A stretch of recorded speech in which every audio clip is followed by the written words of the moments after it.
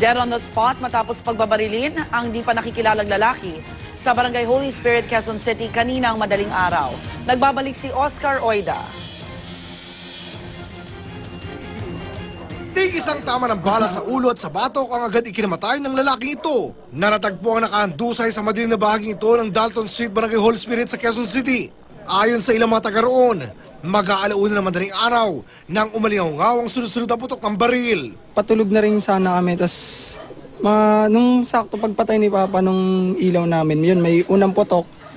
Tas edi syempre na-alarma na si Papa kasi nga patulog namin. Tas pangalawang putok na sundan pa. Tas yun, parang na-curious na siya. Tas nung pangatlong putok medyo matagal eh.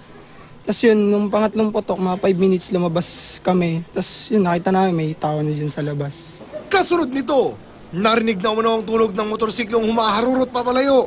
Yung tunog ng tricycle yung parang hindi normal na kasi parang maraming sakay. Kasi parang nahihirapan pa yung tricycle i-diretso yung tricycle nila eh. Natagpuan sa crime scene ang dalawang basyon ng kalibre 45. Ayon sa mga taga-barangay, hindi taga roon sa kanilang lugar ang biktima. Posibleng galing sa ibang lugar po yan. Dinala dito para iligaw lang po yung investigasyon. Patuloy pang inaalam ng mga otoridad ang pagkakakilanlan ng biktima. Ito ng balita sa Quezon City, Oscar Oida reporting.